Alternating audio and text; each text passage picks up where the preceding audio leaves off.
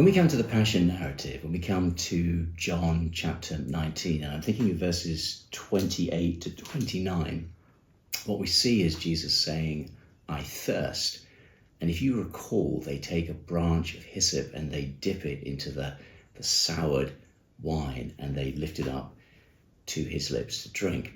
This year, during Holy Week, that reference to hyssop just really caught my attention afresh.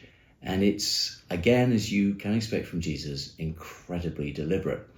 Because the way in which water or liquid would have been passed to quench somebody's thirst in that time was with a hyssop stick, generally with a sponge then attached to it. So it wasn't a piece of kind of immediate improvisation at the cross. This is the way that it would customarily be done. But the word hyssop is just charged with meaning.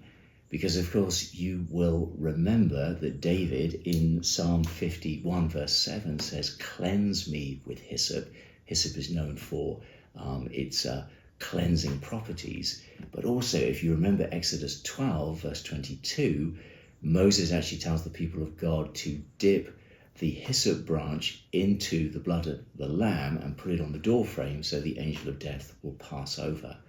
So it's an extraordinary moment, and in what I find deeply, deeply moving, in these last moments of Jesus's earthly existence, he is still teaching us.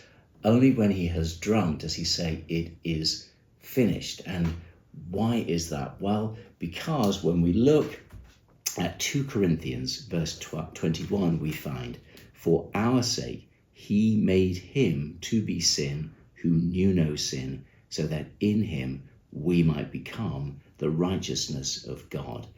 And what we see here with the use of the hyssop and the sour wine is Jesus actually showing us that he is literally taking our sin, absorbing it into himself, so that we might be restored in God and made righteous in Jesus Christ. It's an incredible lesson in literally the last breathing moments of Jesus's earthly existence. And as I was reflecting on this, I remembered something that the writer Scott Peck once wrote, and you might find it unusual that we should be quoting Scott Peck now, but you know the Lord will speak through whom he wants to speak to. And Scott Peck wrote this. He says, I cannot be any more specific about the methodology of love than to quote these words from an old priest who spent many years in the battle.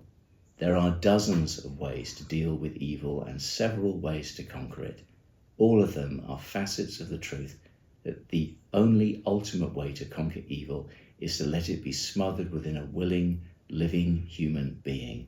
When it is absorbed there like blood on a sponge or a spear in one's heart, it loses its power and goes no further.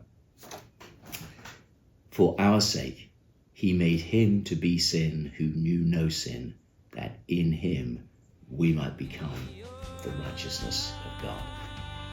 God bless you.